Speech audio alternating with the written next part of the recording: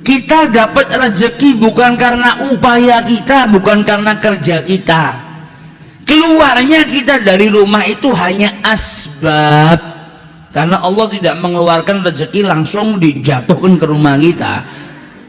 Asbab kita layaknya manusia, ada ikhtiarnya, ada sebabnya untuk mengambil rezeki, ada skenarionya lah supaya keluar dari rumah ngambil rezekinya kita di luar rumah, kemudian dibawa pulang. Tapi bukan berarti ikhtiar kita dan asbab yang kita lakukan itu yang datang rezeki, tidak. Ada orang yang nggak pakai asbab, nggak pakai ikhtiar, duduk di rumah rezeki datang kok. Kita pernah Pak, suatu hari pasti sering kita, bukan pernah, sering kita duduk di rumah nggak pakai kerja, nggak nyari makan, ada orang datang mencari berkat, ya kan?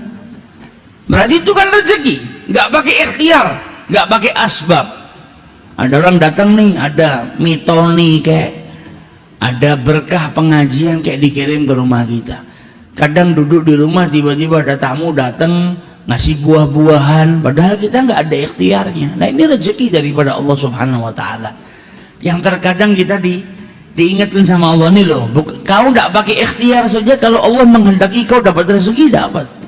Tapi karena kita ini manusia ya harus pakai ikhtiar, tapi bukan berarti ikhtiar itu yang datangkan.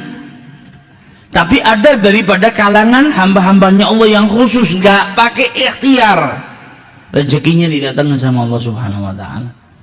Nah kita nggak bisa, belum sampai derajatnya seperti itu, karena kita tawakal aja masih mikir kok.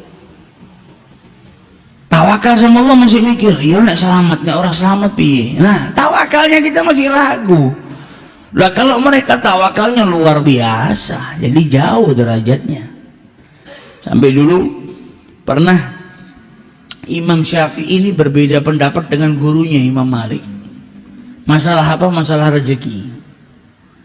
Dalam hadisnya Rasulullah dikatakan, lau annakum tawakkaltum 'alallahi haqqa tawakkulihi, kalau kalian ini benar-benar bertawakal kepada Allah dengan sebaik-baik tawakal, la razaqakum kama yarzuqut thair, kalian pasti akan diberikan rezeki oleh Allah Subhanahu Wa Taala sebagaimana Allah memberikan rezeki kepada burung.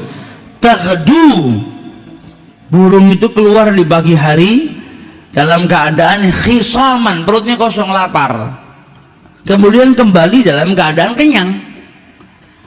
Nah Imam Malik bilang apa? Di sini yang paling penting tawakalnya. Kalau orang tawakalnya kepada Allah Subhanahu Wa Taala haqqa tawakkulihi, benar-benar bertawakal kepada Allah Subhanahu Wa Taala, nggak pakai ikhtiar, rezeki datang. Imam Syafi'i bilang enggak, karena ada perbandingan. Seperti burung yang keluar di pagi hari dalam keadaan perutnya kosong, kembali dalam keadaan lapar, berarti kan ada ikhtiarnya, keluar dulu dari rumah untuk cari pengisi perut. Ada perbedaan pendapat, tapi orang dulu kalau beda pendapat indah, nggak kayak orang sekarang berbeda pendapat kafir-kafiran, iya kan, malah musuhan, malah mencaci satu sama yang lain. Perbedaan pendapat ini rahmah, jangan dirubah jadi balwa, bencana. Imam Syafi'i punya pendapat seperti ini, Imam Malik punya pendapat seperti ini. Akhirnya Imam Syafi'i keluar dari rumahnya Imam Malik sambil berpikir, masih belum puas dia. Enggak, orang cari rezeki harus ikhtiar. Ya benar, pendapatnya Imam Syafi'i benar, pendapatnya Imam Malik juga benar.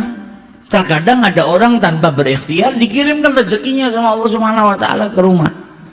Tapi kadang juga ada waktunya kita berikhtiar kepada Allah Subhanahu Wa Taala.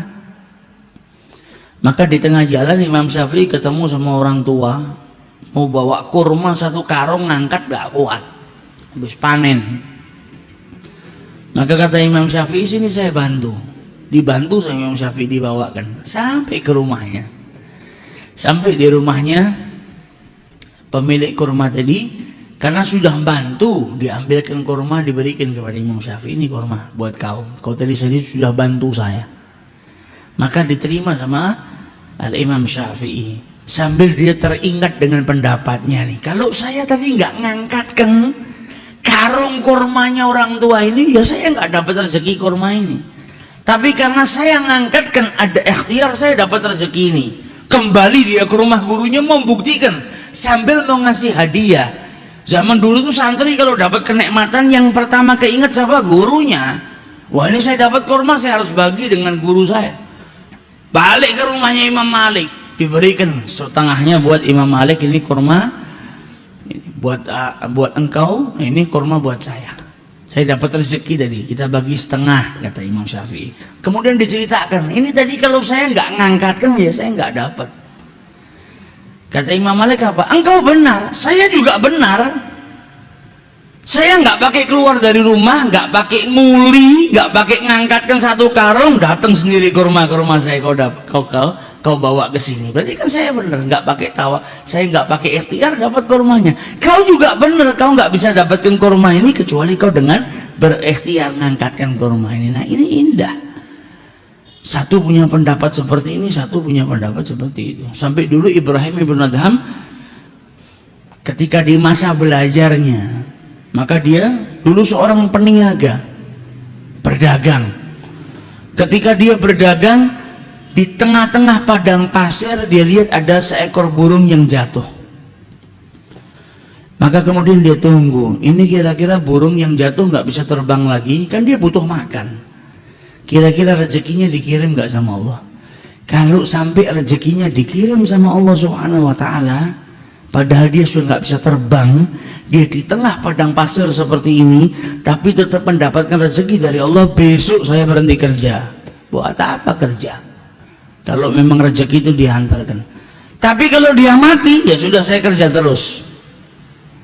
Kata Ibrahim bin Adham. Ternyata nggak lama dia duduk, dia liatin burung tadi, ada burung datang bawa makanan di mulutnya.